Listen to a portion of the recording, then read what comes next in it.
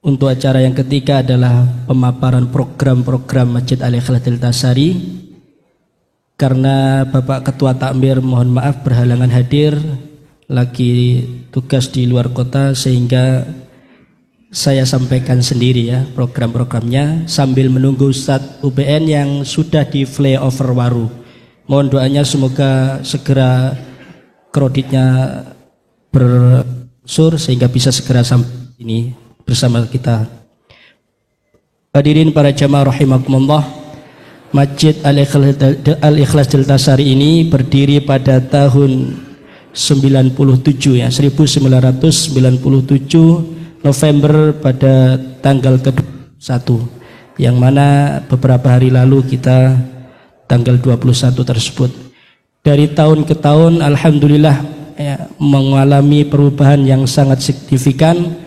Dari beberapa tahun itu masjidnya tidak sebesar ini ya.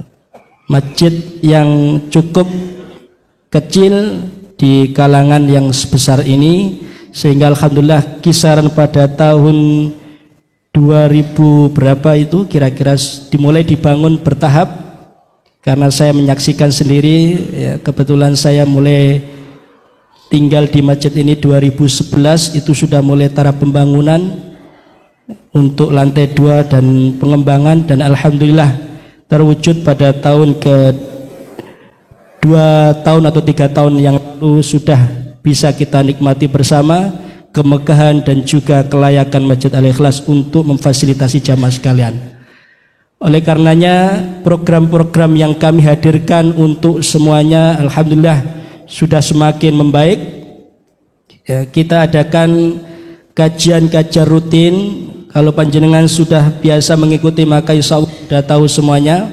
Ada kajian rutin setiap hari Jumat ba'da maghrib, ada kajian rutin ba'da subuh hari Ahad, yang awalnya itu kemudian dikembangkan lagi sehingga setiap Selasa ba'da maghrib rutin juga ada kajian. Rabu pekan ketiga juga ada kajian bersama Ustadz Agung Cahyati membahas tentang fikih. Kemudian Kamis ba'da Isya juga ada kajian online ya, virtual. Kemudian juga ada kajian-kajian 4 bulanan sekali yang menghadirkan ustadz-ustadz di lingkup Jawa Timur, khususnya Sidoarjo, Surabaya maupun sekitarnya. Jadi kami setiap Jumatnya itu ustadznya berganti, setiap Ahadnya ustadznya berganti, sehingga alhamdulillah kita Al-Ikhlas mempunyai stok banyak para asatid baik di lingkup yang Sidoarjo maupun Surabaya dan juga di Jawa Timur. Maka kalau apabila para jamaah menghendaki ingin bertanya tentang kontak personnya, monggo bisa ke kami. Insya Allah kita akan memfasilitasi juga. Itu program tentang kajian rutin yang dilangsungkan oleh Masjid Al-Ikhlas Tiltasari. Kemudian juga ada program pendidikan, maka Masjid Al-Ikhlas sudah istiqomah menjalankan atau menegakkan TPQ atau Taman Pendidikan Al-Quran setiap sore ba'da asar jam 4 hingga jam 5. Mungkin para jamaah yang mempunyai anak kecil bisa juga didaftar di program TPQ Masjid Al-Ikhlas Tiltasari. Kemudian program selanjutnya yang tidak kalah penting adalah kami berikhtiar mulai tahun kemarin Ramadan itu sudah terwujud 1 unit ambulan yang insya Allah memfasilitasi para jamaah dan warga sekitar apabila membutuhkan layanan untuk antar jemput pasien maupun jenazah. Insya Allah kami siap melayani panjenengan semuanya, mengantarkan dimanapun yang diinginkan. Monggo bisa menghubungi call center Masjid Al-Ikhlas Tiltasari. Program lainnya yang tidak kalah penting juga, kami Masjid Al-Ikhlas melalui kantor layanan Lazismu Sidoarjo, Lazismu Muhammadiyah Sidoarjo juga senantiasa istiqomah menggali atau menggalang donasi ketika ada event-event maupun ada kegiatan-kegiatan yang sekiranya urgen, dan juga ketika ada musibah. Maka hari ini pula kami menyampaikan para jamaah, Masjid Al-Ikhlas melalui kantor layanan Lazismu juga membuka program peduli bencana saudara kita yang di Cianjur. Bisa, apabila para jamaah mau menitipkan donasi, bisa melalui kami para pengurus Masjid Al-Ikhlas Deltasari. Dan insya Allah kita akan istiqomah komitmen melalui kantor layanan Lazismu itu untuk bisa berbagi bersama saudara kita yang membutuhkan. Dan juga ada program-program sosial lainnya, santunan jamaah-jamaah sekitar yang perlu kita bantu, itu semuanya insya Allah kita istiqomahkan. Oleh karenanya itu mohon bantuan dan dukungan para jamaah sekalian untuk selalu mensupport kita agar kita istiqomah melalui program layanan Lazismu itu bisa kebaikan rakan semesta, khususnya sekitar Masjid Al-Ikhlas Deltasari. Para jamaah rahimakumullah, demikian sedikit paparan yang bisa saya sampaikan. Sekali lagi kami selaku takmir mengucapkan jazakumullah khairan katsira atas doa, support, dukungan para jamaah semuanya. Karena tanpa dukungan para jamaah maka kita bukanlah apa-apa. Kita tidak bisa berjalan bersama-sama tanpa support yang luar biasa dari panjenengan semuanya. Demikian dari saya, kurang lebihnya mohon maaf. Nasrum minallah wa fathun qarib. Wassalamualaikum warahmatullahi wabarakatuh. Sambil kita menunggu beliau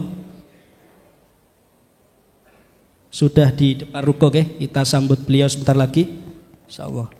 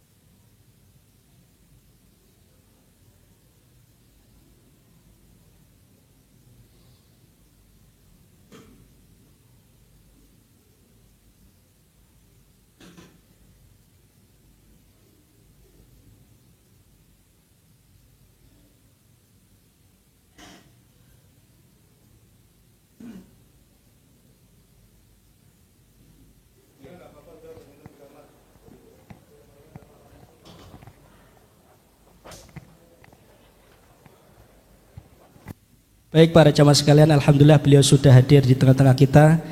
Oleh karena itu, untuk acara inti pada sore hari ini adalah tabligh akbar yang akan diasuh langsung oleh Kiai Haji Bahtiar MA. Kepada Kiai kami haturkan.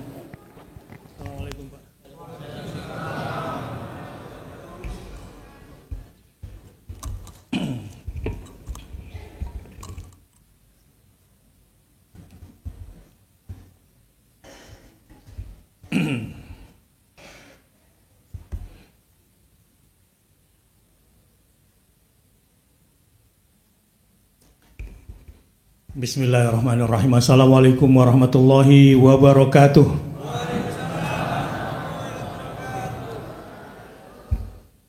Bahagia sekali sore hari ini bisa datang kembali di masjid yang ternyata beda dengan 4 tahun yang lalu. terutama dari sisi jamaah dan kepengurusannya tentunya. Mudah-mudahan semua diberkahi oleh Allah Subhanahu wa taala. Bismillahirrahmanirrahim. Innal hamdalillah nahmaduhu wa nasta'inu wa nastaghfiruh wa na'udzu billahi min shururi anfusina wa min sayyiati a'malina. May yahdihillahu fala mudilla lahu wa may yudlilhu fala hadiya lahu.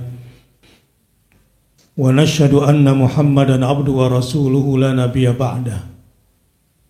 Allahumma fassalli wa sallim wa barik ala nabiyyina wa habibina wa syafi'ina wa qaidina wa maulana Muhammadin sallallahu alaihi wa alihi wa sahbihi wa sallim tasliman mazida.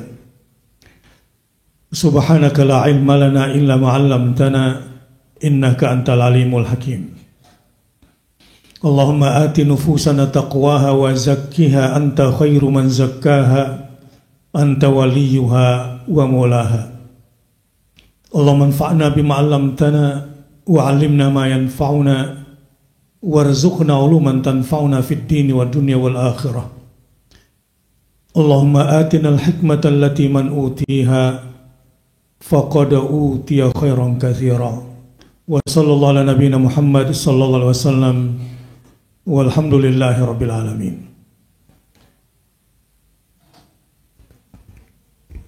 Saya ucapkan terima kasih khususnya kepada PCM Waru, berikut semua jajaran pejuang-pejuang dakwahnya yang berbahagia, begitu juga wabil khusus Saibul Bait DKM dari Masjid Al-Ikhlas di Waru ini, dan seluruh para asatidz, para ulama, para tokoh yang saya muliakan dan yang saya cintai, seluruh muslimin dan muslimat yang hadir pada sore hari ini, baik yang offline maupun online. Ini zaman-zaman hybrid ya, off dan online.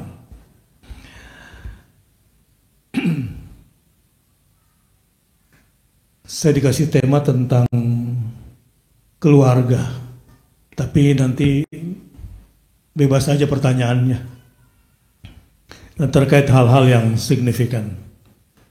Kalau saya tidak salah temanya tentang pahlawan dalam keluarga ya. Baik, saya mulai. A'udzubillahi minasyaitonirrajim.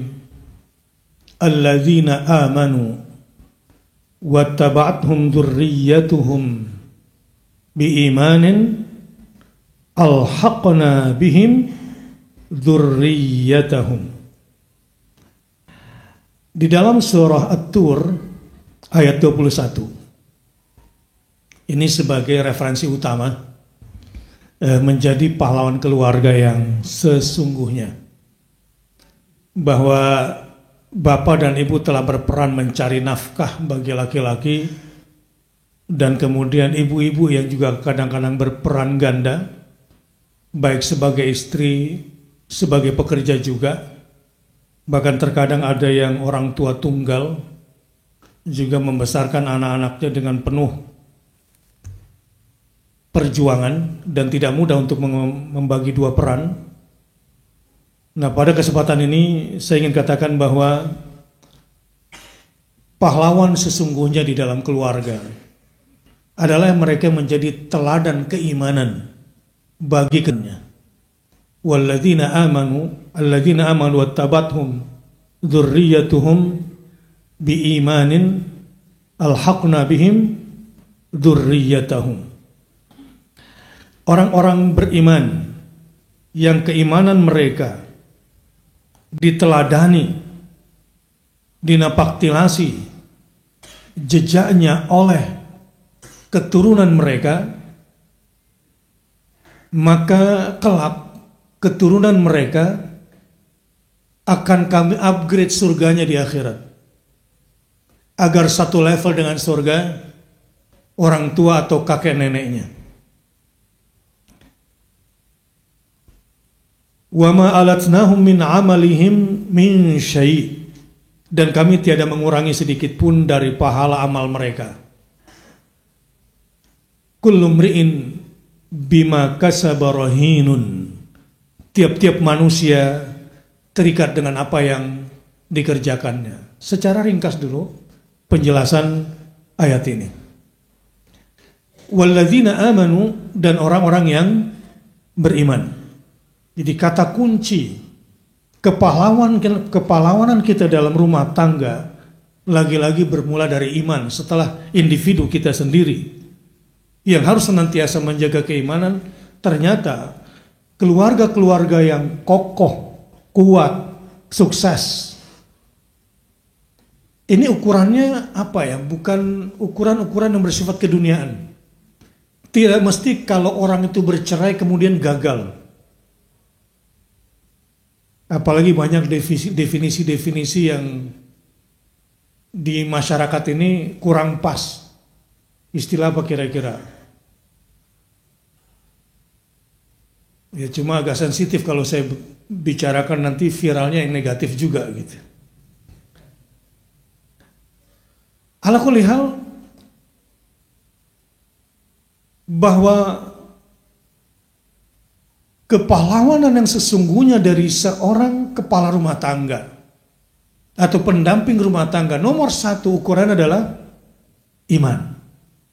Walladzina amanu. Tapi bukan iman untuk dirinya sendiri. Nah ini juga persoalan. Banyak orang tua, ayah pergi ke masjid sendirian dan tidak bangunkan anaknya. Atau istri sendirian sholat tahajud tidak membangunkan suaminya. Atau yang paling banyak juga anaknya disuruh ke pesantren, orang tuanya tidak belajar agama, kerja terus. Atau anaknya dipaksa menjadi hafiz Quran, tapi ibunya setelah mengantar anaknya ke sekolah dan DTP, dia pergi ke mall. Ini tidak ada di warung yang saya ceritakan ini. Sehingga kebanyakan anak-anak menjadi korban ambisi orang tua yang kurang beriman, tapi menginginkan agar keimanan anaknya melebihi dirinya. Sehingga tak kurang anak-anak yang kehilangan usia kanak-kanaknya. Baik. Keimanan yang diinginkan di ayat ini adalah keimanan yang wattaba'athum dzurriyyatuhum biimanin. Wattaba'athum dari kata-kata ittiba. Ittiba itu menapaktilasi jejak-jejak keimanan orang tuanya, kakeknya, neneknya. Diikuti. Saya punya pengajian online. Saya lihat bahagia sekali. Anak ini terlahir jauh di negeri Sakura sana. Neneknya di sini. Rindu sama cucunya. Sampai kemudian bisa diperjumpakan dan tinggal satu rumah. Senang gak Pak tinggal sama cucu satu rumah? Kebanyakan cucu tinggalnya di mana? Hah? Tidak dengan kakeknya, tidak dengan neneknya di masing-masing. Dan yang membahagiakan karena sering Zoom bareng neneknya sama saya, diambil alihlah Zoom-nya oleh cucunya.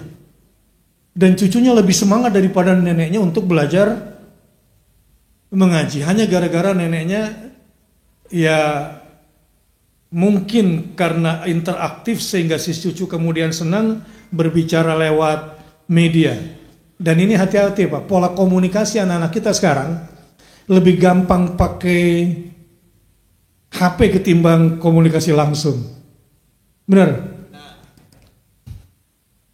Jadi kalau mau jadi ayah yang efektif untuk memasukkan nilai-nilai keimanan kepada anak zaman sekarang, harus punya grup keluarga. Dari situ kita asup anak-anak kita.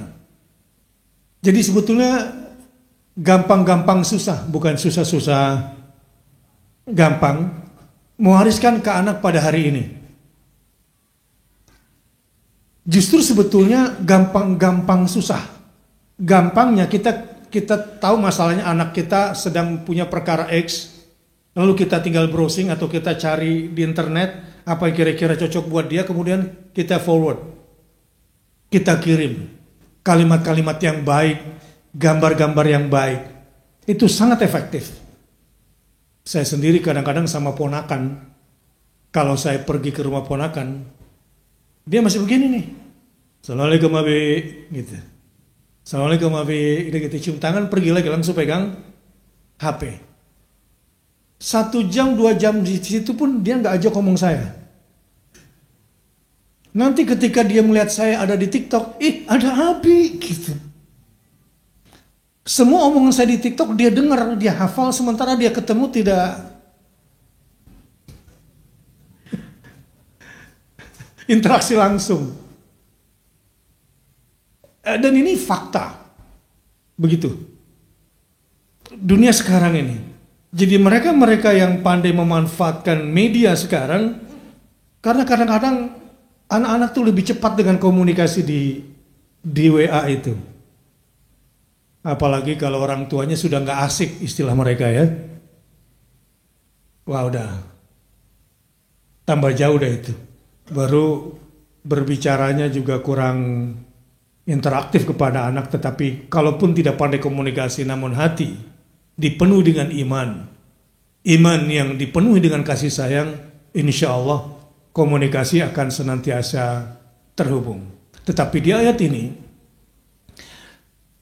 pahlawan yang sesungguhnya adalah ketika keimanan sang ayah, keimanan sang ibu, keimanan sang kakek, keimanan sang nenek dinapaktilasi jejaknya oleh keturunannya. Wattaba'thum dzurriyyatuhum biimanin.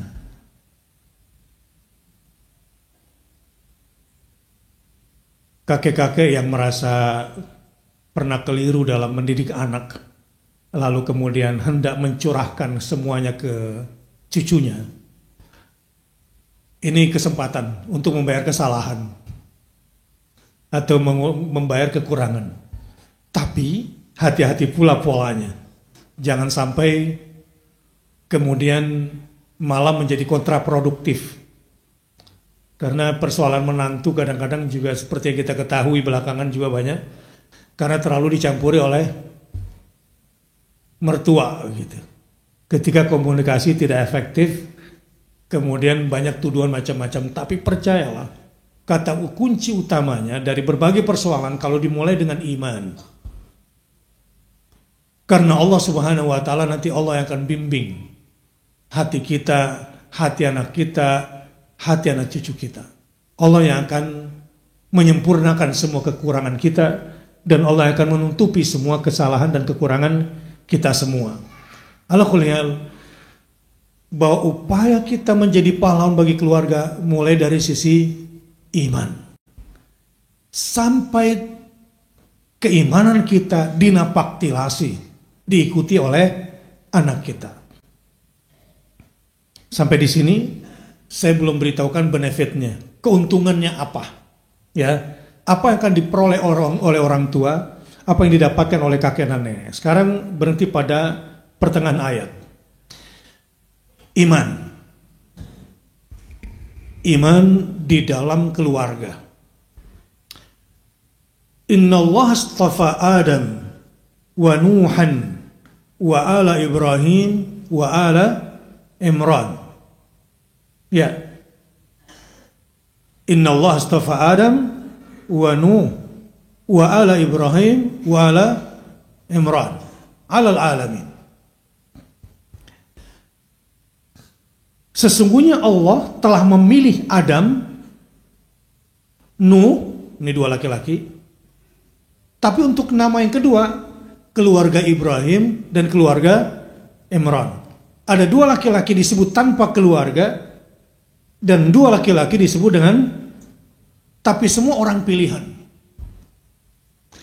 Coba, dari sisi keluarga yang dicatat oleh Quran, di mana kekurangan Adam? Ada kasus ya, Qabil dan Habil. Tapi itu bukan salah Adam. Ya, dan memang inilah takdir ilahi. Kalau Nuh, di mana kasusnya? Kan'an. Iya. Iya. Terus kenapa kemudian kata keluarga dilekatkan kepada Ibrahim dan Imran? Jadi bukan surat Ali Imran, salah sebetulnya. Penyebutannya Al. Coba, Al Imran. Al Imran. Kebanyakan bilangnya surat apa? Sehingga banyak anaknya namanya siapa? Dikira Ali. Bukan, Al Imran itu pengucapan yang benar. Al. Al artinya apa? Keluarga. Bukan Ali. Ali Imran. Nah, ini orang tua yang salah pengen punya keluarga keturunan seperti Ali Imran, dikasihlah nama anaknya siapa? Ini yang merasa anaknya, yang merasa salah, enggak, gitu maksudnya, bukan itu. Memang Anda mau dikasih nama Ali, ya, bukan dikasih nama Al. Baik, yang saya gambarkan tadi itu ada di surah Al-Imran, di ayat 33. Sesungguhnya Allah telah memilih Adam, Nuh, keluarga Ibrahim dan keluarga Imran, alal alamin, melebihi segala umat di masa mereka hidup masing-masing. Jadi ada 4 model laki-laki di sini, tapi bukan berarti ibu-ibunya nggak terlibat ya. Kan kata-kata keluarga kan mesti sudah bersuami istri kan. Nah, cuma kan nggak mungkin disebut nama istri, yang disebut nama suami. Bu, kalau di Waru ini anak nilainya bagus, anak bapak atau anak boe? Hah? Kalau anaknya nakal,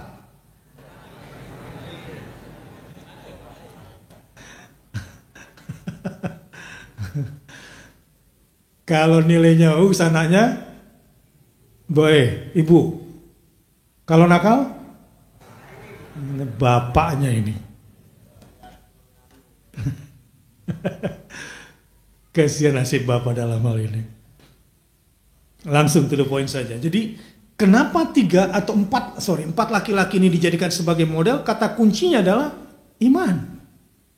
Laki-laki mulia ini, bahwa ada kasus di anaknya, yang satu kasus Habil dan Qabil, yang satu lagi kasus Kan'an.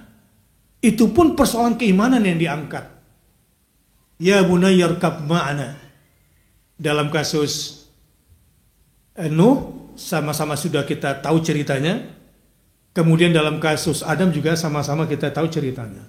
Tetapi mereka dianggap sukses sebagai pribadi dan kepala rumah tangga karena mereka berjuang agar bisa menjadi teladan keimanan bagi keturunan. Itu kata kuncinya. Sampai level apa? Sampai level apa? Sampai level jannatu adnin yadkhulunaha wa man salaha min abaihim wa azwajihim wa dzurriyyatihim. Ada satu surga namanya Aden, dan di situ mungkin ada satu villa, pavilion atau istana yang ditempatkan satu keluarga di Jannatu Aden. Mudah-mudahan Bapak Ibu keluarganya nanti ditempatkan di sini semuanya. Ini pahlawan dari sekarang. Jadi pahlawan keimanan dulu, dari sisi ini dulu. Yadkhulunaha, di surga Aden ini ada satu keluarga masuk bersama ke situ. Tapi siapakah individu-individu keluarga yang boleh menjadi member keluarga di sini? Di sini ada orang Minang nggak angkat tangan? Orang Minang. Ada rumah gadang ya. Kalau orang Madura ada juga rumah besarnya buat keluarga besar. Ada ya? Masing-masing daerah sebetulnya bagus. Rumah tangga di situ ada 3 generasi itu bagus. Tapi anak muda sekarang sudah salah didik juga. Gengsi tinggal di villa mertua indah. Padahal bagus sekali itu. Sebuah sistem di dalam Islam itu mengenal istilah an extended family. Ailah. Bukan nuclear family ala barat. Yang cenderung mengarah kepada orang tua tunggal. Walau pada akhirnya mereka sekarang menyesal. Setelah Eropa menyesal, sekarang menyesal apa? Cina dan Singapura. Sudah banyak perempuan-perempuan tidak mau hamil. Ya karena KB-nya berhasil. Karena apa? KB-nya berhasil. Sekarang mereka berjuang. Setelah KB-nya berhasil, mereka berjuang. Yang mau punya anak akan dikasih uang, gitu ya. Yang mau hamil akan diberikan anggaran negara. Kalau di kita, alhamdulillah, masyarakat menengah Muslim usia produktif Indonesia sekarang berkembang. Dan ini besar. Nggak ada hubungannya sama KB. Saya cuma ingin cerita kondisi di sana dan kondisi di sini. Pembatasan kelahiran nanti ada case-case tertentu dalam agama. Ada posisi dibenarkan, ada posisi tidak dibenarkannya. Oke, itu ada hukumnya sendiri. Kembali.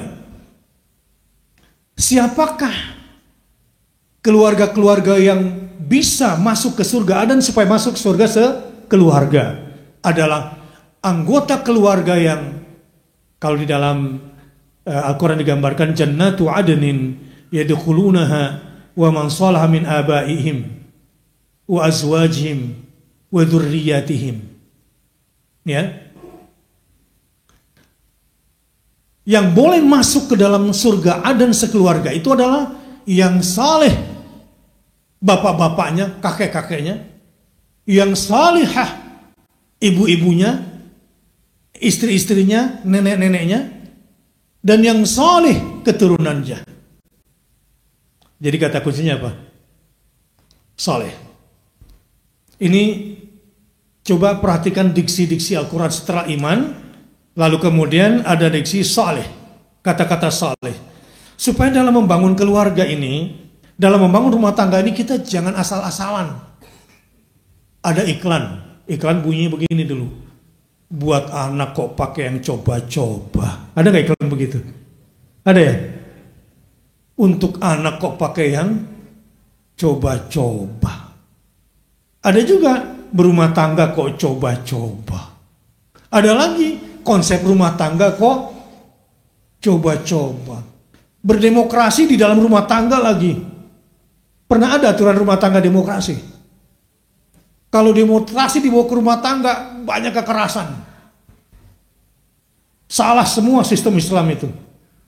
Demokrasi itu kan sistem politik kan, dari rakyat, oleh rakyat, untuk rakyat, begitu kan slogan demokrasi. Tapi di dalam rumah tangga kan nggak begitu. Perintahkanlah anakmu untuk pergi sholat di usianya yang ke-7. Pukullah, nah di sini nih, kekerasan dalam rumah tangga. Sesuai nggak dengan demokrasi? Bisa kacau. Biarlah sebuah sistem demokrasi dalam dunia politik yang sudah kita sepakati dalam berbangsa dan bernegara, tapi khusus di rumah tangga kita sudah punya model. Innallaha astafa Adam wa Nuh. Siapapun Anda dalam memimpin keluarga dan rumah tangga, terutama di sini persoalan ayah. Saya tidak tahu ada Pak KUA di sini. Coba dicek di Waru ini, ada KUA, kasus tertingginya apa? Saya tidak tahu, tapi kemungkinan besar perceraian. Dan kalau kita cek apa penyebab perceraian,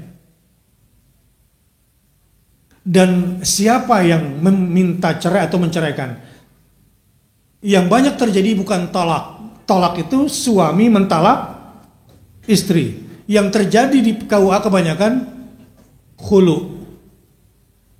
Khulu. Istri minta dilepas dari, apalagi sudah dapat sertifikasi.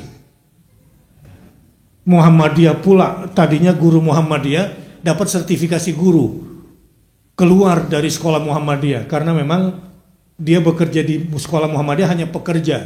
Bukan orang yang ingin bersyarikat dengan pergerakan Muhammadiyah. Itu di sana, bukan di sini ceritanya. Yang saya ceritakan bukan di sini. Ternyata bukan cuma keluar dari Muhammadiyah, dari sekolah Muhammadiyah, karena sudah dapat sertifikasi, pun pindah rumahnya. Setelah sertifikasinya digadaikan, dan selama ini kurang bahagia dengan suaminya, ya sudah merdeka. Dengan sertifikasi, dia bisa gadai sertifikasi, kemudian bisa kredit rumah. Guru pula ada insentif khusus dari KPR.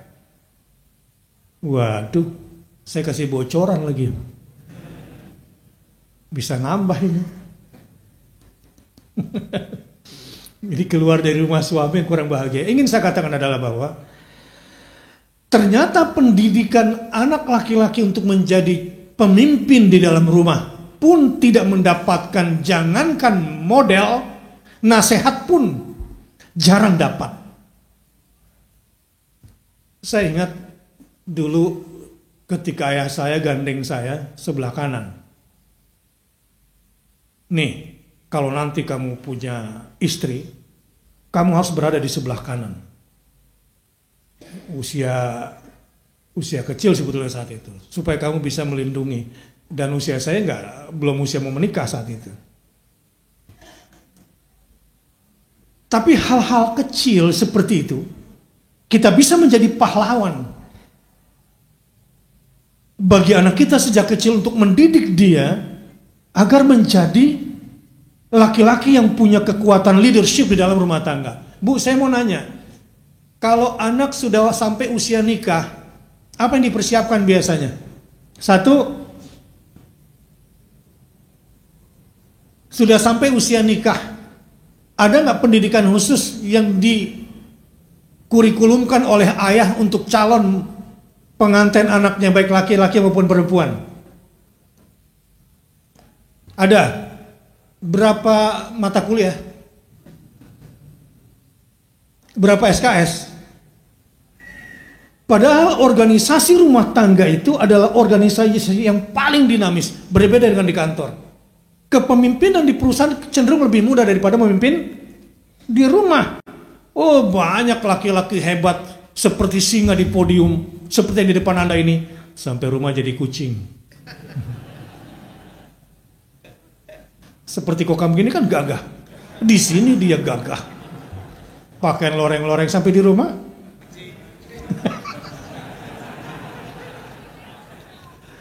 Maaf ya, kita satu mazhab.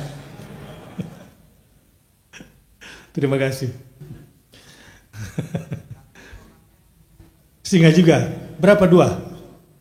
Hah?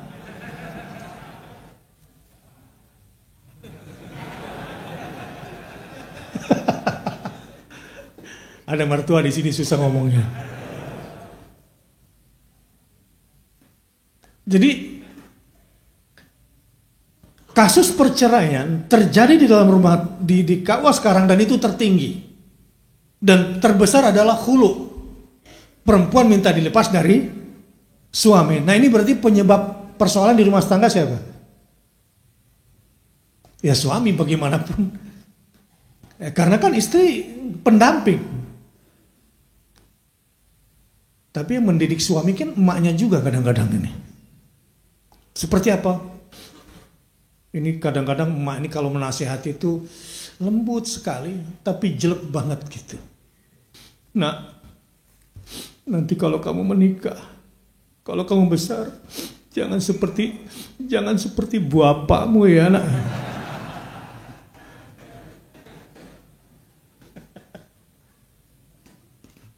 Banyak provokator di rumah. Jadi laki-laki itu harus lembut mendampingi ya nak ya. Jangan kayak bapakmu. Kamu harus jadi pemimpin ya nak ya, supaya keluarga nanti bahagia, sejahtera. Jangan kayak bapakmu. Udah tambah parah lah kondisi bapak pada saat itu. Semakin tidak dipercaya di rumah. Ini semua tentu landasan-landasan keimanan yang tidak bekerja di dalam rumah. Harapannya sih semoga nih bapak-bapak, ibu-ibu nanti kalau meninggal dunia dimandikan oleh anaknya. Kira-kira mau nggak anaknya mandiin bapaknya? Tapi ngomong-ngomong, anaknya bisa nggak memandikan jenazah? Hah? Udah diajarin belum? Belum.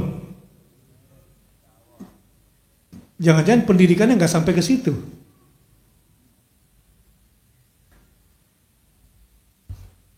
Coba anak-anak muda yang saya maksud 30 tahun ke bawah.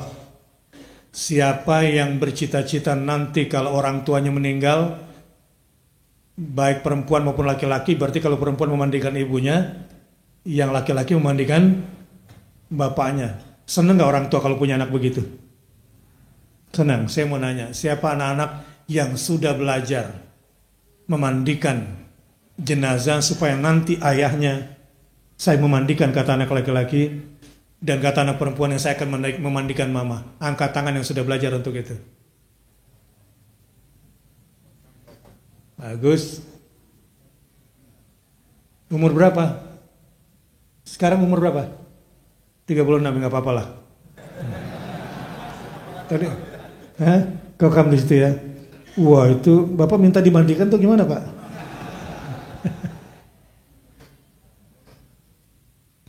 Banyak nggak anak-anak tidak mau turun ke kuburan, menggendong orang tuanya, untuk membawa orang tuanya sampai ke liang lahat. Bagaimana kalau Bapak punya anak seperti itu?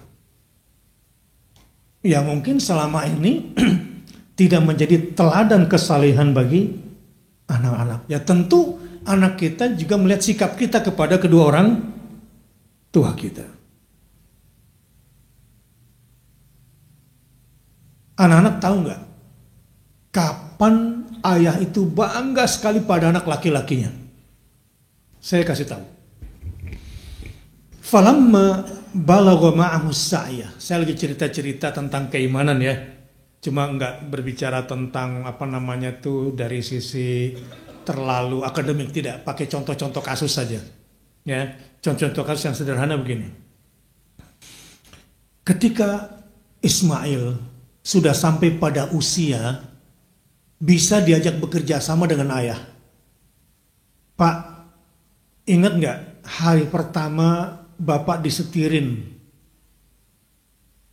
oleh anak, diantar ke satu tempat, ke kantor kah, kemanakah? Ingat? Ingat? Seneng nggak saat itu? Atau digonceng motor sama anak, seneng nggak? Anak saya sekarang sudah bisa menggantikan posisi saya. Itu hal yang sederhana. Falamma balagha ma'ahu sa'ya. Ketika Ismail sudah sampai pada usia bisa bahu-membahu bekerja sama dengan ayahnya membangun Ka'bah, iman ya, membangun dasar pondasi keimanan bersama-sama. Tiba-tiba dapat instruksi sembelih anak. Kan dulu masih kecil diminta diasingkan. Rabbi inni askantu min dzurriyyati biwadin ghairi dzi zar'in inda baitikal muharram rabbana liqimus shalah.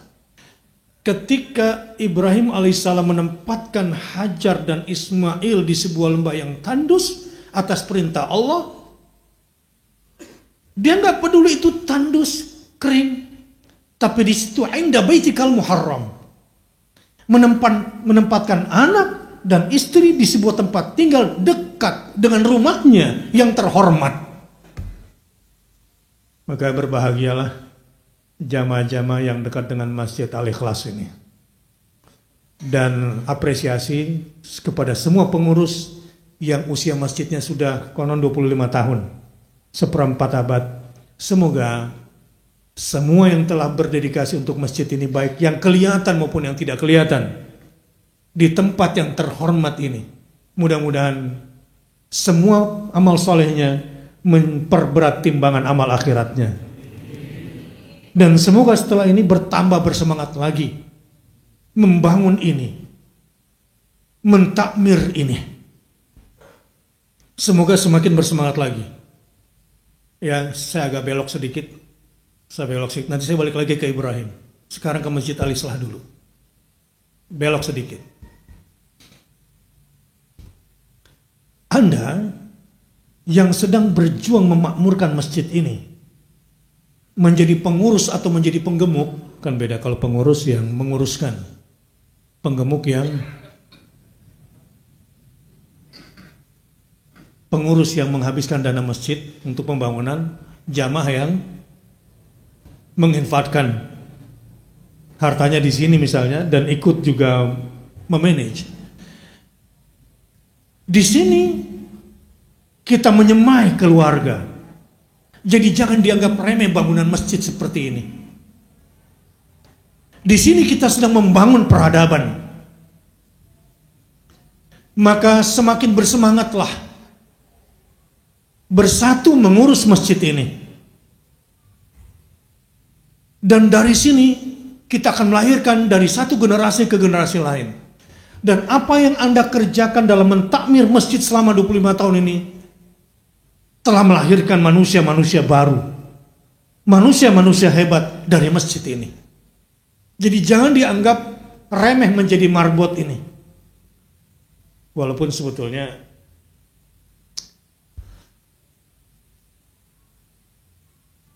ini sedikit otokritik ya, sedikit otokritik.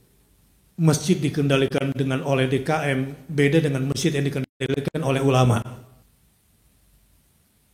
Ya. Tetapi bukan berarti untuk dikotomi. Ini sekedar memberikan masukan. Sebab ulama yang dikontrol oleh DKM dengan semua aturan DKM berbeda dengan ulama yang mengontrol masjid. Nah, ini coba dikolaborasi saja. Ya, ulamanya dengan semua keilmuannya kemudian dilaksanakan oleh DKM-nya. Ngobrol kemarin dengan tokoh Sumatera Barat. Di Sumatera Barat itu kenapa disepakati ulamanya itu dipanggil Buya? Ada beberapa pilihan. Pilihannya tadinya perdebatan, apakah dipanggil Syekh dengan Masyikhah ataukah dipanggil Ustadz. Ternyata masyarakat Sumatera Barat, tokohnya terutama, jadi pandainya, ulamanya bersepakat untuk memanggil dengan kata Buya. Kenapa bukan Syekh? Syekh itu kesannya kayak terlalu tinggi sekali. Masyikhah terlalu suci gitu. Kalau dipanggil Ustadz juga terlalu akademik. Hanya guru. Walaupun kalau di dunia akademik di Arab, Ustadz itu artinya profesor. Ustadz, doktor gitu. Berarti profesor, doktor. Jadi di sini Ustadz berarti saya profesor gitu ya. Kenapa dipilih kata Buya? Dari kata-kata abi, abuya, disingkat menjadi Buya, al-ubuwah. Supaya hubungan antara para ulamanya dengan masyarakatnya seperti ayah dengan anaknya. Dan harus bonding. Bukan hubungan masyikh atau syekh yang tinggi atau sebatas guru yang menyampaikan ilmu. Supaya para ulamanya juga berperan sebagai ayah bagi umatnya. Itu filosofisnya sebetulnya kenapa digunakan kata Buya. Kan biasa manggil ayah, abi, atau abu ya. Di dalam surat Luqman, Luqman memanggil anaknya ya bunai.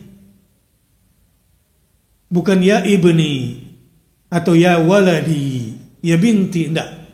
Ya bunai. Artinya apa ya bunai? panggilan lembut dari seorang abu ya kepada anaknya, wahai anandaku. Kalau abu ya, wahai ayahanda.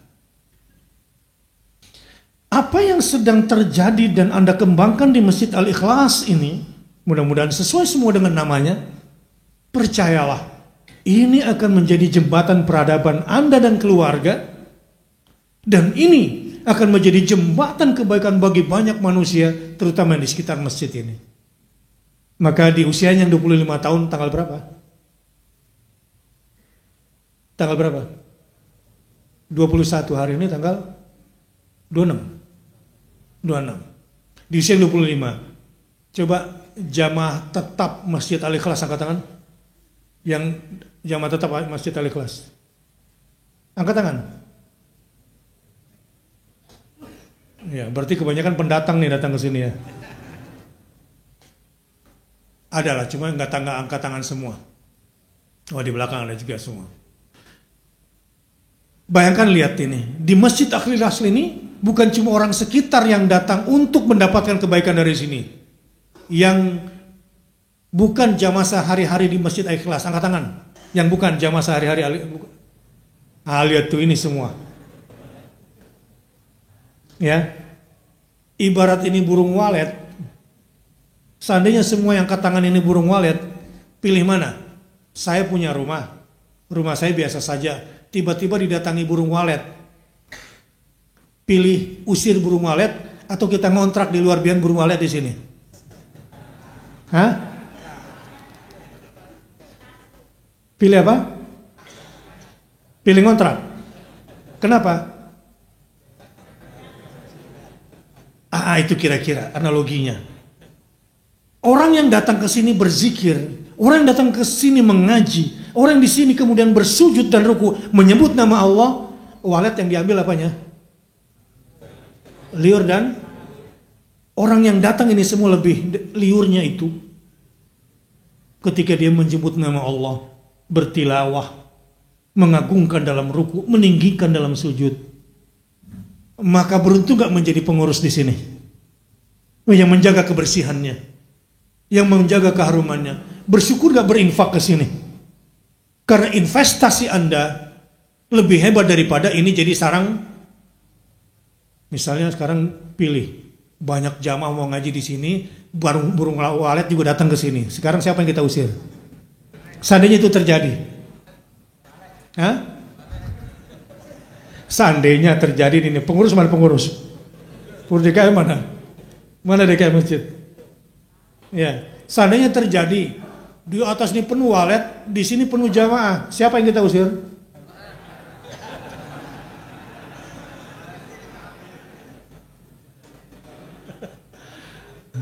Kata jamaah, tutup separuh. Kata pengurus, biar tinggal bersama gitu ya. Tapi sedang menganalogikan betapa yang Anda lakukan di sini dengan mentakmir. Takmir itu apa artinya? Ammaru ya'ammiru.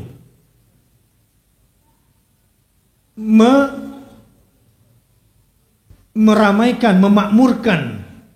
Ya, dengan berbagai macam kegiatan. Ini dalam rangka 25 tahun, karena tanpa sengaja tadi saya dengar, Ustadz, ini masjid sudah dalam rangka baru selesai miladnya sudah 25 tahun. Wah, saya bangga sekali. Sedikit saya motivasi supaya faham betapa besar sekali sebetulnya apa yang kita lakukan di sini. Dan rumah-rumah tangga yang ingin menyemai keimanan di dalam rumah tangganya tanpa masjid, sulit dia membangun rumah tangga. Tanpa membiasakan keluarga ke masjid, sulit akan mewariskan alladzina amanu wattaba'athum dzurriyyatuhum biimanin jannatu adnin yadkhulunaha wa man shalaha min abaihim. Sulit terbentuk kecuali seperti Ibrahim mewariskan keimanan kepada anaknya, bukan daerah ini bebas banjir, bukan karena dekat tol, bukan karena apa lagi. Biasanya orang pilih properti karena apa? Promonya. Kalau di Surabaya, properti ini berada di tempat yang tandus tapi dekat rumah Allah yang dihormati. Begitu jualannya?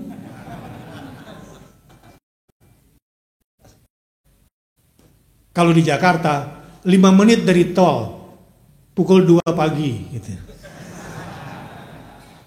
Karena di Jakarta sebetulnya tidak ada yang macet. Anda salah paham. Saya sebagai orang di Jakarta tersinggung. Siapa bilang Jakarta macet? Antrian kendaraan saja. Hah? Siapa bilang banjir? Hanya genangan 2 meter. Dulu, ya. Kalau sekarang cepat selesai insya Allah. Seperti Surabaya. Kemarin saya di Medan juga itu banjir sebentar, 2 jam sudah surut lagi. Baik, jamaah rahimakumullah. Kembali kepada kisah Ibrahim tadi. Rabbi inni askantu min dzurriyyati biwadin ghairi dzi zar'in 'inda baitikal muharram. Rabbana liyuqimus shalah. Apa tujuan Ibrahim membentuk rumah tangga dimulai dari kawasan properti yang tandus, tapi satu kriterianya, dekat dengan rumah engkau yang dihormati agar mereka mendirikan sholat. Coba lihat ini. Agenda keluarga beriman. Ada orang tua ditanya, anaknya di depan matanya. Nak, tadi sholat subuh? Hehehe, enggak. Padahal sudah balik.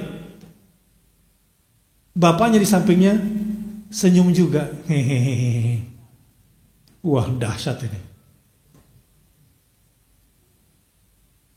Ibu-ibu yang salehah melihat anaknya sholat subuh di rumah. Alhamdulillah, anak mama sekarang sudah menjadi lelaki salehah.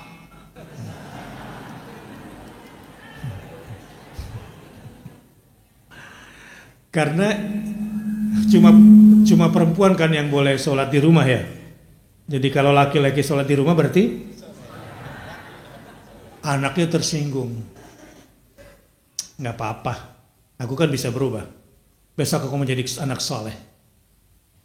Tapi mama menyedihkan, suaminya soleha gitu. Betapa menderitanya punya suami soleha. Bagaimana mungkin akan mewariskan keimanan dan kesalehan yang dimulainya dari salat? Penting gak posisi masjid? Penting. Penting gak DKM masjid menjadi pelayan? Sangat penting. Dan sangat besar gak fungsi DKM masjid dalam melayani masyarakat supaya anak-anak senang datang ke masjid? Pertanyaannya, kalau anak-anak ke masjid dapat pelayanan apa? Ada nggak urinoir khusus untuk anak di sini? Ada nggak sudut anak di sini?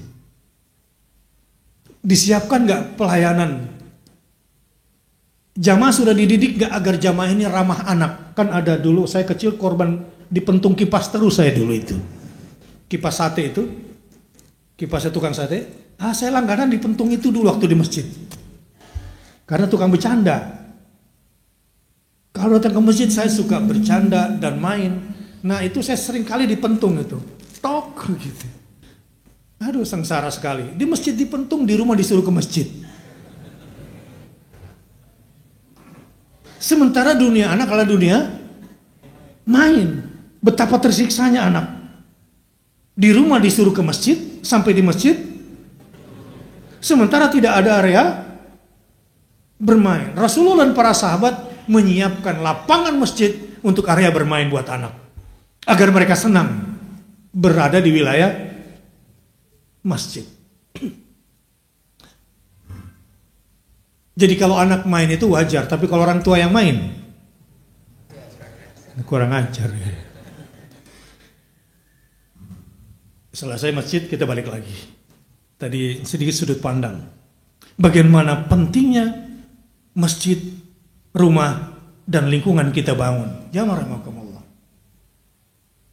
Maka di sini ada kata-kata kunci penting. Satu iman, satu saleh, ya, satu lagi masjid.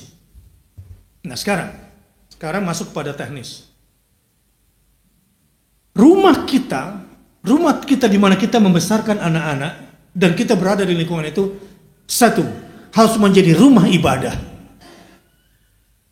Dua, rumah kita harus menjadi rumah ilmu. Tiga, rumah kita sebagaimana halnya rumah harus menjadi rumah perlindungan. Rumah kita sebagaimana halnya sebuah rumah harus menjadi rumah ketenangan dan ketentraman. Di situ as-sakinah terbina. Selebihnya tinggal ditambah lain-lain. Tapi 4 ini itu yang harus dibangun pertama kali. Pertama apa? Rumah kita harus jadi apa? Oh, rumah saya rumah ibadah, jadi bikin musola di rumah gitu. Enggak ke masjid. Nah, ini salah. Ya. Sebetulnya enggak bagus rumah punya musola. Tapi karena mungkin yang buat enggak paham, yang perlu di rumah itu bukan musola, mihrab. Jangan nanti bikin malas ke masjid, apalagi udah rumah dekat masjid ada musola, nanti si malas tambah. Tapi jika dibutuhkan mungkin silahkan sajalah, itu sesuai dengan kebutuhan. Tapi ini sekedar mengalihkan perhatian. Yang penting di rumah itu adalah apa? Mihrab. Gini, sedikit cerita. Apa bedanya mihrab dengan ruang TV?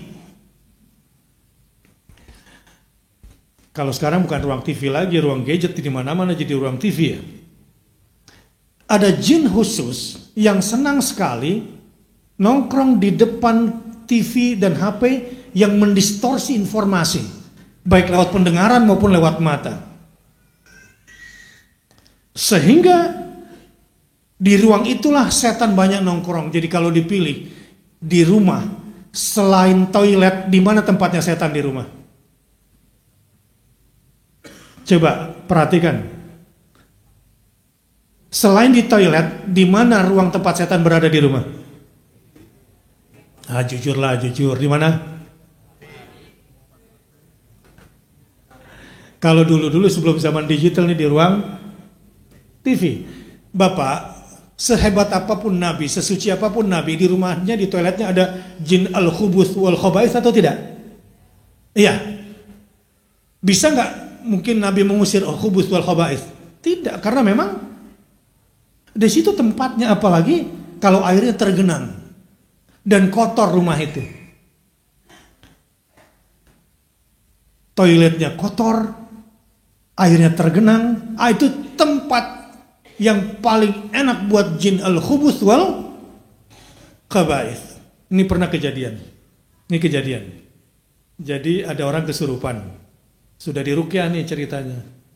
Masuk kamar mandi, keluar kamar mandi, kesurupan lagi. Kemudian kata yang ngerti, udah gak usah diruqyah-ruqyah, lap aja kakinya itu. Udah kering, selesai. Satu guru, satu ilmu, jangan saling ganggu. Saya cerita doang ini, jangan sampai nanti saya diundang meruqyah. Enggak, saya enggak terima.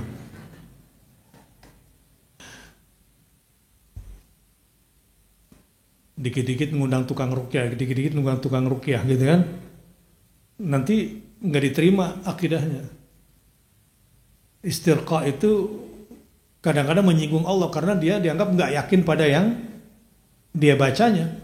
Ya, kan ada hadisnya tuh, la yadkhulul jannah manis tarqa. Tidak akan masuk surga orang yang minta diruqyah. Maksudnya bukan enggak boleh ruqyah, boleh. Syar'i sunnah diruqyah itu. Hanya saja kalau enggak pernah yakin dengan yang dibacanya, Allah jadi marah sama orang ini. Keluar dari toilet, kemudian kesurupan lagi. Karena mungkin belum diprotek ketika diruqyah dan masuk ke kamar mandi tidak pakai sendal, kotor pula. Nih ibu-ibu yang punya anak laki-laki di rumah, harusnya tuh diajarin toilet itu kalau toiletnya duduk, ya bukan jongkok. Alas tempat duduknya itu kan kalau anak laki-laki kan mestinya didirikan dulu. Kalau dia mau kencing berdiri misalnya, banyak anak laki-laki tiba-tiba kencing berdiri aja, kemudian menetes nggak di atas? Ya, klosetnya itu. Ibu-ibu main duduk aja kan? Lalu gimana itu? Najis. Apalagi embernya lebih rendah daripada klosetnya. Kemungkinan besar saya nggak akan mau gunakan air itu walaupun penuh. Saya cenderung mengambil dari air keran. Gitu biasanya. Karena kemungkinan air ini terkontaminasi oleh najis. Ini pendidikan ini di rumah diajarkan kan? Mohon maaf nih, mulai dari toilet kita bicara. Singkat kata bahwa tempatnya setan itu di situ. Pertanyaan kedua, di mana tempatnya malaikat? Yang paling banyak malaikat nunggu Anda di situ. Di mana? Falamma dakhala 'alaiha Zakaria al-mihraba wajada 'indaha rizqa. Da'a Zakaria rabbah. Kisah Nabi Zakaria bisa punya anak itu karena doanya di mana? Di mihrab. Merugilah Anda. Coba lihat doanya Zakaria. Fanadatul malaikah wa huwa qa'imun yusalli fil mihrab. Kemudian malaikat Jibril memanggil Zakaria. Saat itu Zakaria berada di mana? Sedang ia tengah berdiri melakukan sholat di mihrab. Jadi penting gak punya mihrab di rumah? Mudah-mudahan nanti dipanggil sama Allah Subhanahu wa taala di mihrabnya. Dipanggil oleh Allah mudah-mudahan itu. Meninggal dong ya.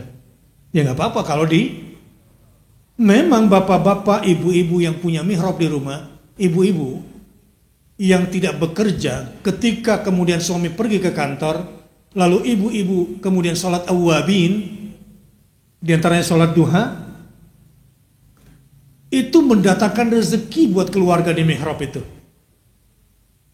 Rasulullah SAW satu hari keluar rumah mendapati Juwairiyah, salah satu istrinya sedang berzikir. Kemudian di waktu duha, Rasul kembali, didapatinya Juwairiyah masih berzikir di mihrabnya. Sepertinya seperti istrinya bapak-bapak di sini deh, kayaknya Juwairiyah itu ya. Ya, siapa dulu dong suaminya kan gitu ya. Melihat istrinya begitu serius dan Nabi berkepentingan dengan istri seperti ini. Istri seperti ini bisa memurahkan rezekinya suami. Istri yang seperti ini bisa memurahkan rezeki anak-anaknya. Karena Rasulullah sayang pada Juwairiyah, lalu dikasihlah zikir. Seandainya kamu baca ini 3 kali, maka nilai zikirmu lebih. Yang kamu baca 3 kali ini yang aku berikan kepadamu lebih hebat daripada zikirmu seharian. Apa itu zikirnya? Subhanallah wa bihamdih adada khalqih wa ridha nafsih wa zinata arsyih wa midada kalimatih. Hafal? Hello, belum hafal? Ini tasbihnya dahsyat banget. Coba Anda baca Subhanallah walhamdulillah wala ilaha illallah wallahu akbar. Ini kalimat yang paling dicintai Allah yang keluar dari lisan seseorang. Dari Jakarta ke Surabaya, sebelumnya dari Padang saya capek banget. Itu bersandar di jendela pesawat itu sambil Subhanallah walhamdulillah wala ilaha illallah wallahu akbar. Itu nikmat sekali, ya, nikmat sekali, dan bisa istirahat total. Dan insya Allah pesawatnya pun dijagain sama Allah. Kasihan pesawat terbang 2 jam tengkurap terus. Kalau dia ngulet, masalah nggak saya? Supaya tetap dia setia tengkurap, saya harapkan jangan sampai ngulet. Saya bertasbih. Apa doa naik pesawat? Subhanalladzi. Naik kendaraan juga gitu ya. Penting lu tasbih itu. Tapi itu tasbih level bagus lah. Tapi ada yang lebih bagus lagi. Coba kalau tasbihnya begini. Boleh nggak saya bilang, saya lihat pohon kelapa di luar. Pohon apa itu? Palem ya? Palem ya, bukan kelapa ya? Sawit. Ya, pokoknya palma lah, jenis palma. Atau di sana ada pohon, anak itu sapi, itu pohon apa sebelah kiri? Mangga. Saya bilang, subhanallah, Maha suci Engkau ya Allah, sebanyak daun itu. Jadi sudah berapa tasbih saya? Hah? Anda bisa menghitung berapa jumlah daun mangga itu? Kalau saya bertasbih, saya kagum pada Allah. Saya memuji Allah, ya Rabb, subhanak, adada warakati hadis syajarah. Ya Rabb, maha terpuji Engkau, sebanyak daun ini. Jadi Anda tadi membaca tasbih dibanding saya sekali baca itu, banyakan siapa tasbihnya? Beda kan? Coba-coba gini, mungkin gara-gara terlalu rasional nih ya. Orang Muhammadiyah kebanyakan gitu, terlalu rasional. Ya. Kalau NU kuat di perasaannya juga ya. Sekarang begini.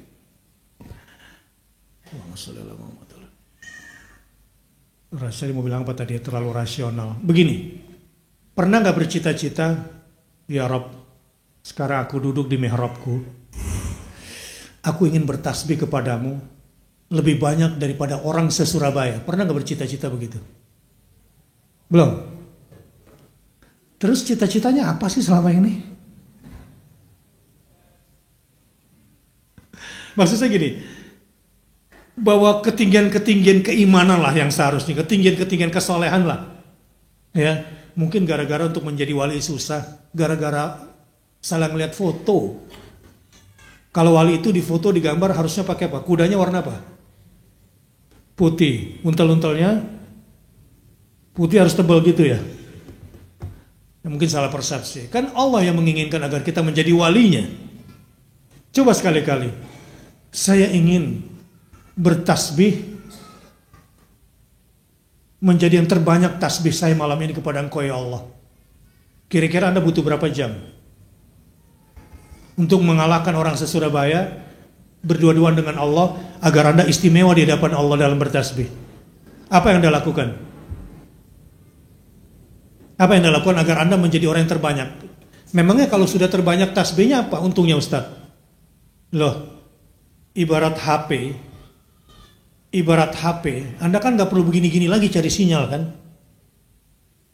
Kalau Anda berada dekat dengan BTS atau lagi yang tertinggi, kan berarti sinyalnya kuat. Dan Anda ingin menjadi orang yang paling kuat sinyalnya terhubung dengan Allah, terkoneksi dengan Allah. Gitu ya? Takarrub kepada Allah Subhanahu wa Ta'ala. Pertanyaan saya, bagaimana cara Anda bertasbih agar sekali bertasbih nilainya besar? Orang beriman selalu begitu berpikirnya, selalu yang terbaik di hadapan Tuhannya. Begitu juga di dalam rumah tangganya. Yang kedua misalnya, ya Rabb, subhanallah, orang ini ya Rabb baik banget.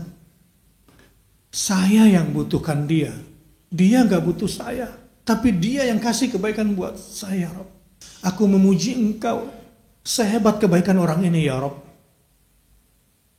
Yang ketiga,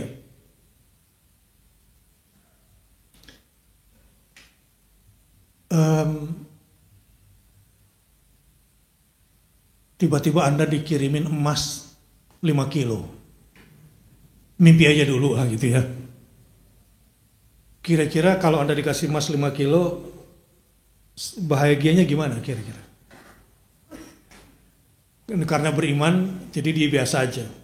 Lalu Anda berkata, ya Rabb, Maha suci Engkau, aku memuji Engkau seberat emas 5 kilo yang Allah yang Kau berikan lewat orang ini, ya Rabb. Maha suci Engkau seberat emas 5 kilo. Berapa harga emas sekarang 1 gram? Hah? Biar gampang hitungnya. 1 juta atau 900? Oke, 1 juta. Jadi 1 kilo berapa? Berapa gram 1 kilo? 1000 gram.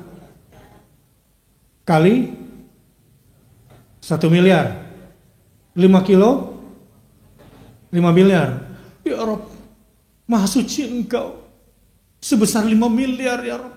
Nah, gitu misalnya. Ini kita bicara yang khusyuk lah ya. Tapi level basic. Apalagi macam-macam. Di tasbih ini. Subhanallah wa bihamdih. Maha suci Engkau. Ya, Maha Suci Allah. Wa dan bihamdih. Maha terpuji Dia. Ya. Maha Suci dan Maha terpujinya seberapa? Ada khalqih. Sebanyak ciptaannya. Ketika Bapak terbang dari Indonesia ke Jeddah mau umroh, lihat padang pasir. Dari pesawat bilang, Subhanallah, Maha Suci Engkau ya Allah, sebanyak pasir ini di padang Sahara. Banyak kata tasbihnya. Kalau tadi Subhanallah wa bihamdi, ada khalqi. Maha Suci Engkau ya Allah, sebanyak ciptaanmu. Berapa kira-kira? Hah? Dahsyat gak ini? Yang diajarkan oleh Nabi. Dahsyat gak? Tadi sebanyak daun mangga. Sekarang sebanyak pasir. Padahal padang pasir itu cuma di bumi Arab pada saat itu. Salah satu sudut kecil dari satu bumi. Bumi hanya satu benda langit. Dari sekian miliar benda langit yang ada satu galaksi. Dan di sana masih ada miliaran galaksi lagi. Dan mayoritas alam ini kita sebut dark energy, yang kita nggak pernah tahu apa isinya. Ada luas sekali di sana. Maka ketika Anda bertasbih Subhanallah wa bihamdi, ada khalqih. Dahsyat nggak itu? Nah, ini orang-orang beriman tuh selalu ingin punya nilai yang terbaik. Waridho nafsih. Kalau tadi ada orang membantu, lalu kita berterima kasih dengan kebaikan dia, ini lebih hebat lagi. Segala puji, Maha Suci Engkau ya Allah, dengan segala puji bagimu, sehebat ridhomu kepadaku, yang aku bergantung pada Engkau, Engkau tidak membutuhkan aku, di mana Engkau terus memberikan kasih sayangmu kepadaku, mengampunkan kesalahanku, dan mau mencintaiku, bahkan meridhoiku. Dahsyat gitu. Kok bisa nggak hafal tasbih ini? Salah Ustadz. Kenapa baru hari ini dikasih tahu? Oke? Baru yang ketiga. Wazinata arsyih. Saya mau tanya, makhluk ciptaan Allah di muka bumi ini yang paling berat apa? Arash. Maha Suci Engkau ya Allah yang Maha terpuji, seberat arashmu, yang dijunjung oleh para malaikat nanti di yaumil mahsyar, yang akan menjadi VIP lounge bagi mereka-mereka yang di dunianya senang berkata, Hasbiyallah, la ilaha illahu, alaihi tawakkaltu, wa huwa. Minimal 7 kali dibaca itu, wa huwa rabbul arsyil azim. 7 kali di awal pagi, maka dicukupkan semua kebutuhannya di sampai hari siang sore nanti. Dan yang membaca sore ini 7 kali, maka dicukupkan semua kebutuhannya di malam hari. Itu kan semua tergantung pada keimanan kita. Juwairiyah dikasih zikir itu oleh Nabi SAW. Bahkan wamida ada kalimati. Nah, ini susah lagi sudah membayangkannya. Maha Suci Engkau ya Allah yang Maha terpuji, sebanyak tinta kalimat-kalimatmu. Dan sebanyak hitungan kalimatmu. Kalimat Allah udah nggak bisa dihitung kan? Maka dengan 3 kali berzikir seperti itu di awal pagi dan di awal sore, Anda sedang bertasbih kepada Allah Subhanahu wa taala. Tinggal tunggu efeknya. Siapa yang tahu apa fungsi bertasbih? Buat ngitung zikir itu mah tasbih gitu ya. Kalau buat ngitung, bertasbih itu dapat menjadi sebab diampunkan dosa-dosa kita. Dosa yang mana? Apa bedanya dengan istighfar? Dosa yang diampunkan oleh Allah lewat tasbih adalah dosa akibat kebodohan kita tentang namanya, tentang sifatnya, tentang perbuatan-perbuatannya. Kenapa kita bodoh tentang Allah, tentang namanya, sifatnya, perbuatannya, takdirnya, sehingga sedikit bersyukur, sehingga banyak mengeluh, sehingga tidak meridhoi takdir-takdir Allah yang menyakitkan? Karena tidak banyak bertasbih. Makanya kotor batinnya, keruh cermin jiwanya, tidak dapat menembus. Makanya orang-orang yang selalu tazkiyatun nafas, mensucikan jiwa itu, dapat melihat hal-hal yang ajaib dan selalu melihat hikmah-hikmah besar karena banyak bertasbih. Rumah tangga yang jarang berzikir, barang apalagi rumah itu jarang dibacakan Quran, udah dijamin banyak setan di situ. Adalah Utsman bin Affan. Setiap pulang, pekerjaan Utsman bin Affan sebagai keluarga kepala rumah tangga yang bertanggung jawab, kalau pulang ke rumahnya, apalagi dari kejauhan habis jalan jauh, ya, apa salam masuk ke rumah supaya yang kita lihat di rumah hal-hal yang tidak akan. Para ulama biasanya menempel itu tulisan salam itu di depan pintu rumahnya. Barang siapa yang membaca itu masuk ke rumah, maka dia tidak akan melihat hal-hal yang mengecewakan di dalam rumahnya. Mau? Ikuti saya. Assalamualaikum. Boleh tambah warahmatullahi wabarakatuh. Masya Allah. La quwata illa billah. Baca itu. Kata Nabi SAW, insya Allah apalagi kamu baru pergi jauh, kamu tidak akan melihat hal-hal yang mengecewakan di rumah kamu. Apa salamnya? Assalamualaikum. Masya Allah. La quwata, nggak pakai la haula. La quwata illa billah. Masuk tuh ke rumah. Kalau ada orang, assalamualaikum warahmatullahi wabarakatuh. Kalau tidak ada orang dan kita tahu karena kita sendiri yang buka kunci rumah, buka baca apa? Assalamu alayna wa ala ibadillahi salihin. Saya itu paling apa ya? Ini mungkin pribadi, masalah pribadi. Mungkin karena terlalu sensitif aja ya. Saya itu masuk hotel selalu susah tidur. Makanya kalau saya masuk, antisipasinya kalau saya masuk hotel harus banyak yang saya baca. Buka pintu, kan saya nggak tahu nih kamarnya tadi dipakai siapa. Dan siapa yang sering nongkrong di sini, setan yang mana kita nggak tahu ini. Makanya saya masuk ke hotel, assalamu alayna wa ala ibadillahi salihin. Biasanya bapak masuk hotel bilang apa? Masuk kamar. Assalamualaikum udah bagus. Setelah itu ngapain? Saya tidak akan mau sentuh yang lain sebelum saya baca ayat kursi. Allahu la ilaha illa. Bahkan sunnahnya jangan langsung sentuh itu bed covernya atau bantalnya sebelum baca apa? Bismillah. Sunnahnya itu. Utsman bin Affan setiap kali masuk ke rumah, sudut-sudut rumahnya dibacakan ayat kursi, kecuali toilet. Untuk keberkahan rumah ini. Agar rumah ini menjadi rumah ibadah. Kita sampai Isya ya di sini ya. Kalau ada kopi sih nggak apa-apa ya. Memang nggak bercanda. Bercanda kalau nggak tersinggung ya. Baik. Jadikan rumah itu rumah ibadah, ibu-ibu. Anda tidak akan menjadi istri yang galau. Kalau di rumahmu ada mihrab, taruh sejadah terbaikmu di situ. Tempatkan Quran yang paling bagus yang kamu punya di situ. Sama tempatnya yang terbaik. Kalau perlu parfum kamu di situ yang paling kamu sukai. Supaya kamu bisa berlama-lama. Kalau perlu tempat sendernya sekalian.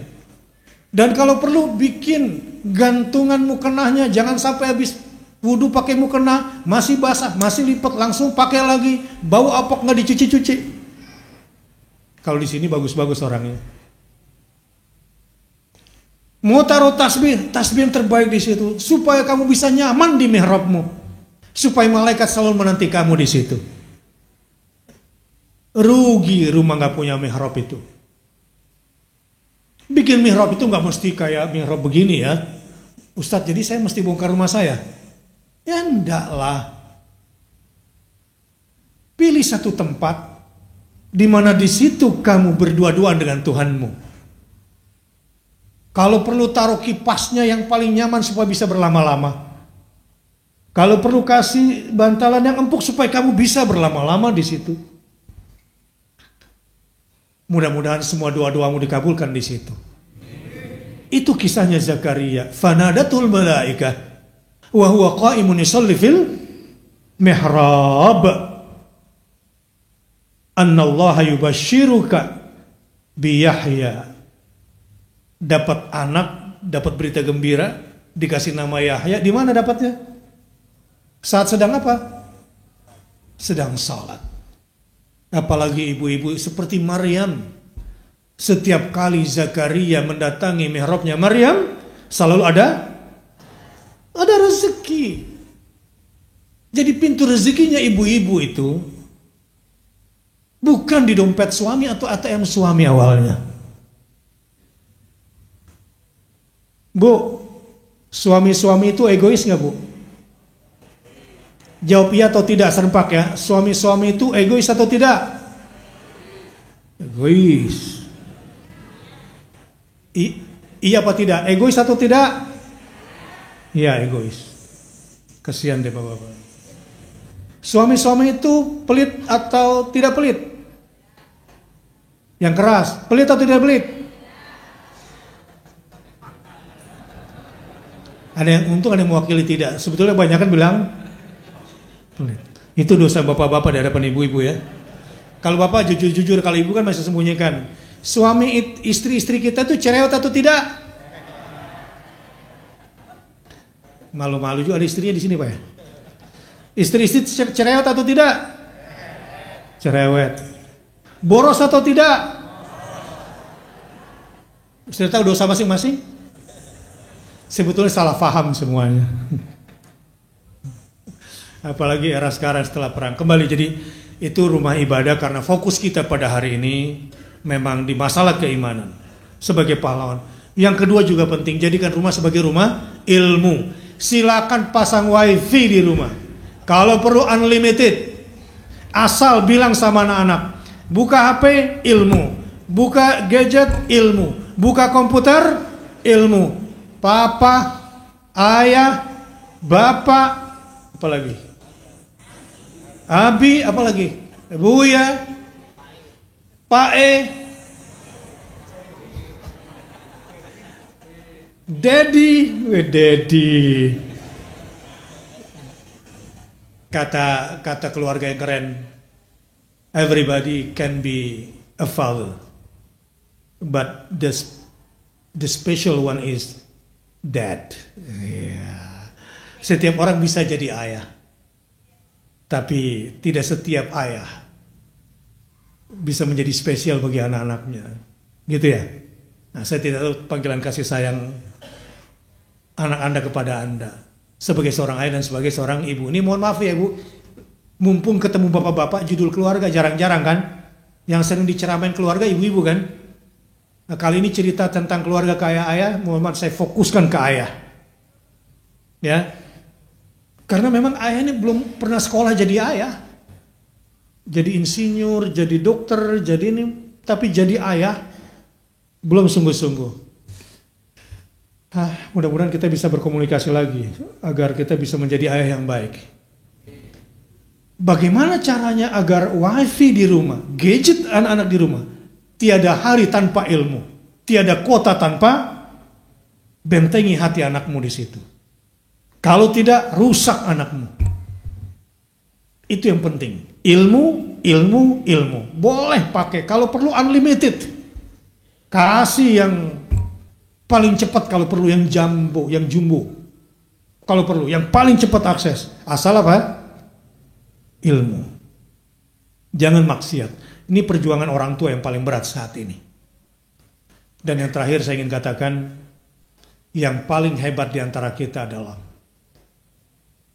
kalau bisa mendidik anaknya menjadi penerus karir risalah para nabi dan rasul. Berbahagialah Anda. Hadanallahu wa iyyakum ajmain. Saya pengen lama-lama tapi mungkin ada yang belum mandi sore. Ya. Saya kira cukup sekian dari saya. Hadanallahu wa iyyakum ajmain. Selebihnya terserah. Mau ditutup? Jawab Ustaz. Tanya jawab. Ya. Saya yang tanya, jangan jawab. Mungkin evaluasi. Kita batasi aja karena waktunya bentar lagi maghrib. Dua penanya dulu. Monggo. Iya. Silakan Pak.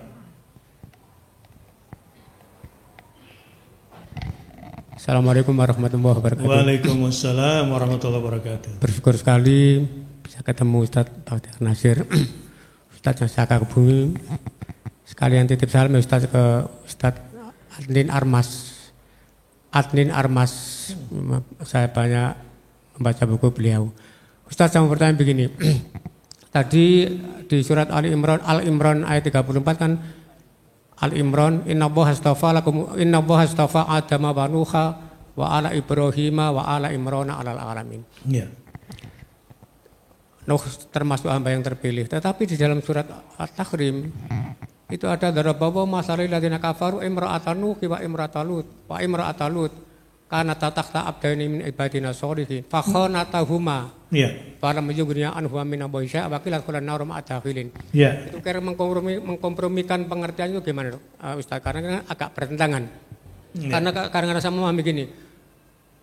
Karena tatakta abdaini min ibadina sholihin berarti kan istrinya Nuh sama Lut berarti sudah setelah dibimbing baru setelah dibimbing baru malah berkhianat, gitu, Ustaz. Iya.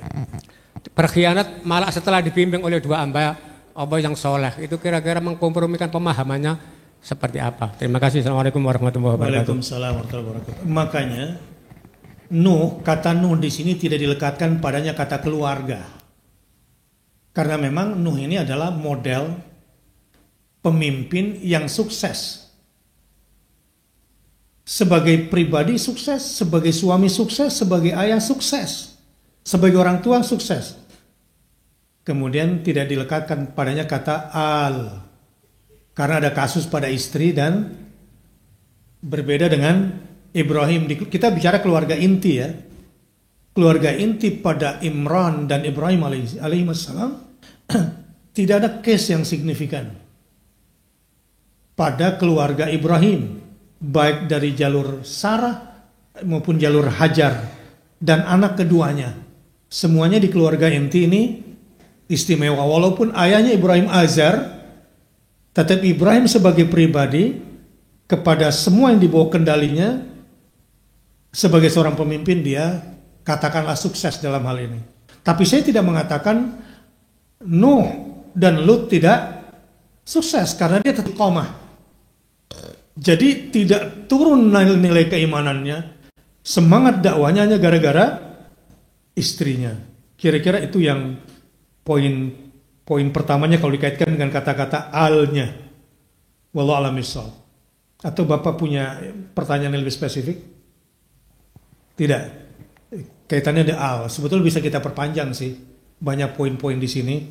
Nah, tapi itu sifatnya analisis. Tapi saya ingin dari sisi kata, kenapa di sini pakai al, di sana tidak pakai kata al.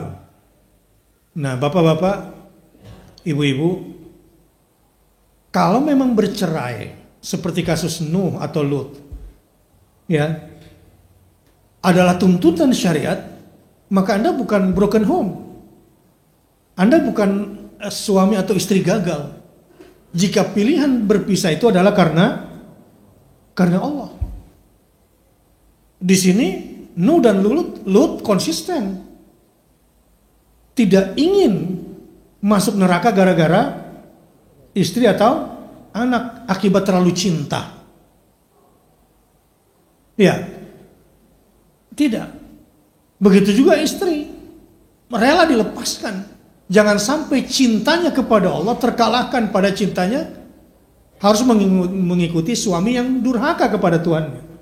Atau anak yang durhaka kepada Tuhannya. Dia tidak mau ikut itu.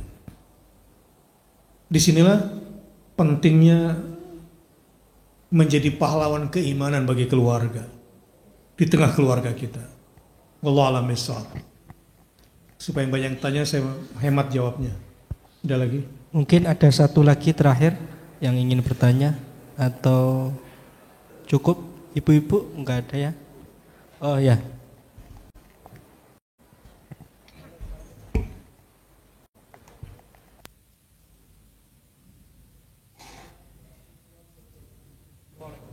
Waalaikumsalam. Agak keras?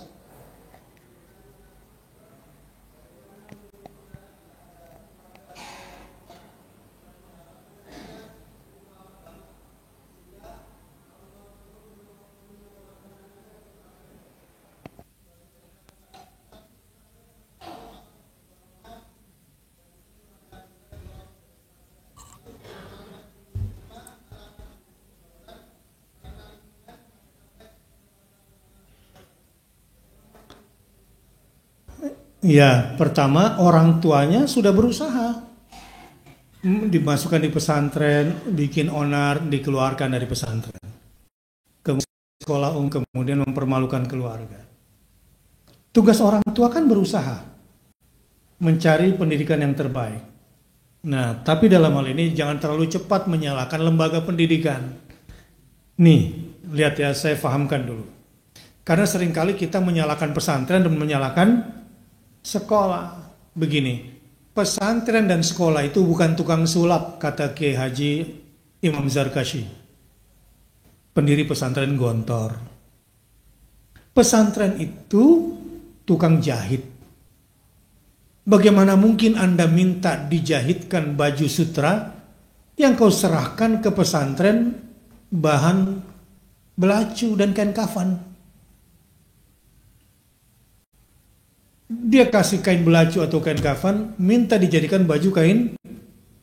Bukan di situ lembaga pendidikan.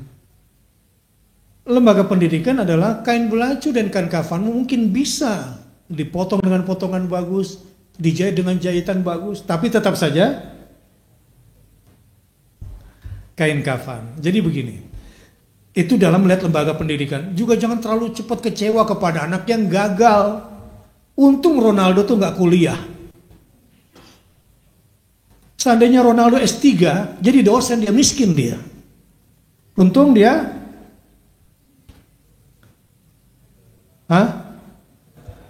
main bola. Kamu ini nge-games terus. Mau jadi apa kamu? Lihat dulu gamesnya apa. Dan bagaimana mengalihkan games ini menjadi sesuatu yang produktif. Nanti mujahid-mujahid perang itu yang jago games, Pak. Untuk ke depan dan hari ini. Mujahid yang jago perang itu yang begini nih. Kalau yang bapak-bapak yang Allahu Akbar bawa pedang, bawa bambu runcing, gampang di drone, selesai. Bikin aja demo yang keras di sini. Ambil bambu runcing seperti pahlawan 10 November. Dia tinggal bawa drone dari Singapura ke sini. Selesai. Jadi nanti mujahid-mujahid perangnya yang pandai ini, Pak. Di lapangannya pegang ini. Di sini. Bapak-bapak yang pakai bambu runcing di dapur aja nanti.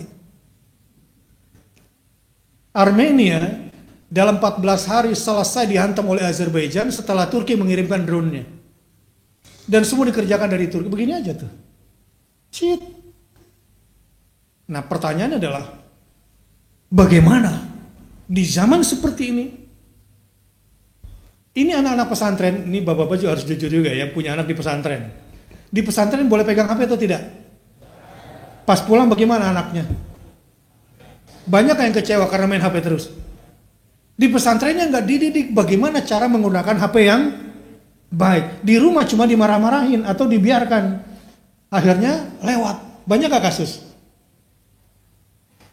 Jadi kita harus melihat secara objektif setiap kenyataan saat ini. Coba kalau kita jelasin tambah satu sesi nanti. Memang kita perlu majelis ayah ini, Pak. Ya, anak gak harus seperti yang kita mau.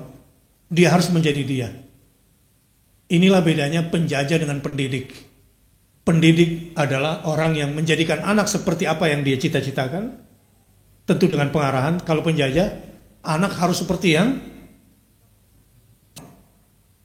gitu ya. Nah, di sini juga harus hati-hati melihat persoalan anak-anak kita sekarang. Dan mereka butuh pendampingan dari kita semua dan butuh bantuan kita semua. Kadang saya bangga dengan anak-anak yang dapat MPV, ya, yang gamesnya tuh selalu menang. Ini berbakat, kasih saya deh anak yang kayak gitu. Kalau Anda nggak mampu, ya, saya kasih ruangan, kalau perlu saya modalin, tinggal diarahkan. Ini anak punya kemampuan hebat nanti ke depan. Nah, cuma kita lihat dulu games yang mana dan apa isi hatinya, apa otaknya. Yang dibutuhkan ke depan tuh yang jago ini. Tetapi bukan semata-mata games ya. Ini soal hati nanti dididik, dibimbing kepada anak-anak. Mudah-mudahan anak kita menjadi anak yang saleh.